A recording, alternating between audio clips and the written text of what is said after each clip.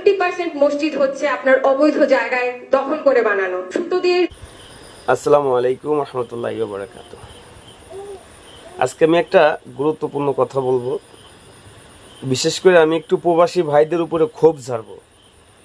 আমাদের প্রবাসী ভাইরা যারা আছেন, আমি নিজেও প্রবাসী ছিলাম, আমি জানি একজন প্রবাসীরা যদি ইচ্ছা করে, যদি সব প্রবাসীরা একত্র হয়ে যদি ইচ্ছা করে যে আমরা কাউকে উপর উঠাবো, আবার যদি চাই কাউকে নিচে নামাবো, এটা সম্ভব।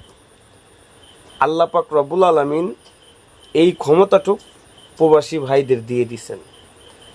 এই মাতাল মহিলা কোন গ্রহ থেকে আসছে আমি জানি না, উনি কোন দল করে, এটা আমার কাছে মেটার না। এই মহিলা কোন গ্রহ থেকে আসছে আমি এটাও জানি না। এই ভদ্র মহিলা, আহা, উনি মুসলমান না হিন্দু না বৌদ্ধ না খ্রিস্টান এটাও বলতে পারবো না, তার পোশাক আদি দেখে আমি বুঝতে পারতেছি। এই মহিলা জানে না মানে আমাদের এই পৃথিবীতে যে সৃষ্টি করছে তার আগে হুজুর পাক সাল্লাল্লাহু আলাইহি ওয়াসাল্লাম সৃষ্টি করছে, যারে সৃষ্টি না করলে দুনিয়া সৃষ্টি করতো না।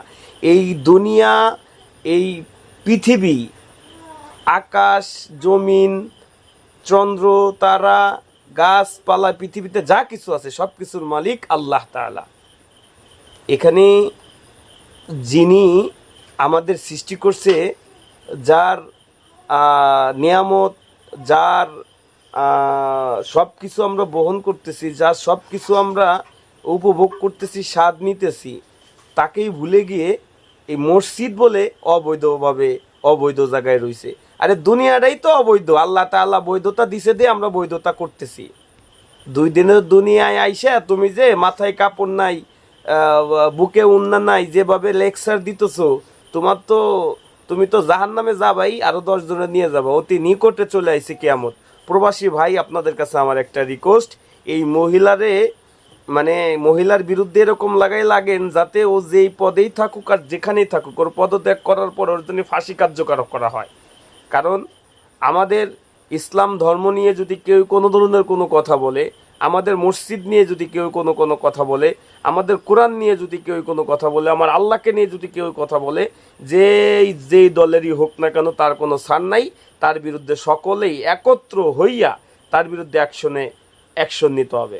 এই মহিলা কি বলে থেকে বলে কি একটু এইটা ধৈর্য সহকারে শুনেন প্লিজ, এইটা শুধু শুনেন। মহিলা বলেটা কি?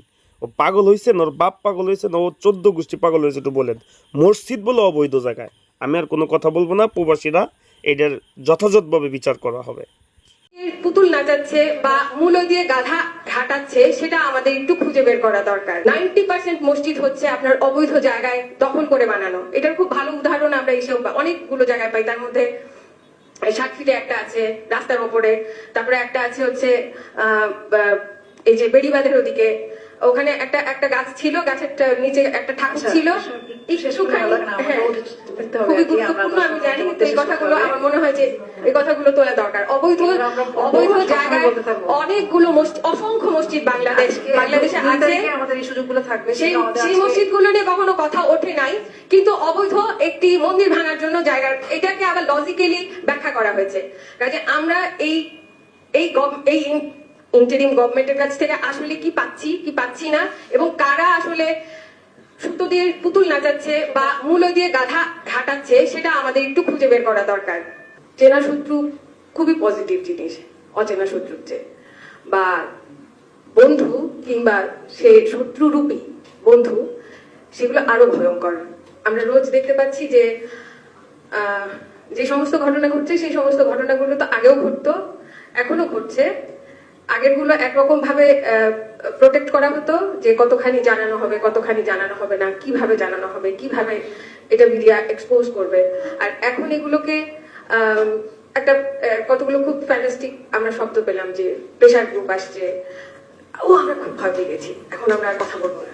আমরা রাস্তাঘাটেই থাকি, হেন কোনো বিষয় নেই যে বিষয় নিয়ে আমরা কথা বলি না। এবং আমার মনে আছে যে যেবার বিএনপির আমলে শহীদ মিনার অবরুদ্ধ ছিল, ভাষামতিনের গায়ে যখন ব্যারিকেড ভাঙার সময় ভাষামতিনের গায়ে লাঠির বাড়ি পড়তে যায় পুলিশের, তখন ওইটা আমার জীবনের প্রথম পুলিশের বাড়ি খাওয়া। এর আগে পরে অনেক বাড়ি খেয়েছি, বাপ মার হাতে বা আত্মীয় স্বজনের হাতে ছাড়াও, কিন্তু পুলিশের বাড়ি ওটা আমার প্রথম ছিল।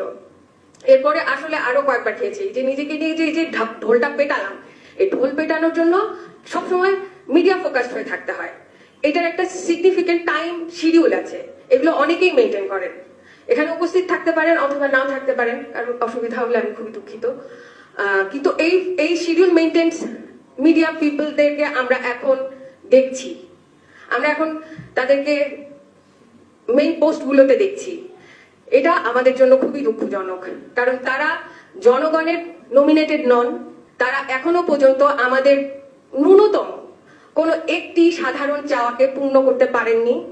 আর এই যে ইন্টারিম গভর্নমেন্ট, আসলে তাদের যে উদ্দেশ্য আমার কাছে একদম সিগনিফিকেন্টলি মনে হয় যে বিশ্ব ব্যাংকের সাথে তাদের কতগুলো প্রজেক্ট আছে, IMF এর সাথে কতগুলো প্রজেক্ট আছে, প্রধান উপদেষ্টার আরো কিছু বিশেষ কর্মসূচি থাকতে পারে যেগুলোকে বাস্তবায়ন করে তারপরে রেখে যেতে হবে। আমাকে কোনো কালই কোনোখানে মানুষজন পছন্দ করে না, এবং আমি পছন্দ করার জন্য কথা বলতে বসিও নি। আমি আমার অবস্থান জানাতে চাই, কারণ আমি এই দেশে জন্মেছি এবং আমার কিছু চাওয়া পাওয়া স্বাভাবিকভাবে থাকবে এবং এটা আমার অধিকারের মধ্যে পড়ে। এবং আমি কোনোদিনও আত্মসম্মান বোধহীন অবস্থানে বেঁচে থাকতে চাই না। যে কারণে আমার আত্মসম্মান বোধে যেহেতু লাগে, আমার মনে হয় কোটি কোটি বাঙালির, বাংলাদেশির, দুঃখিত বাঙালি বলার জন্য, কোটি কোটি বাংলাদেশির লাগে।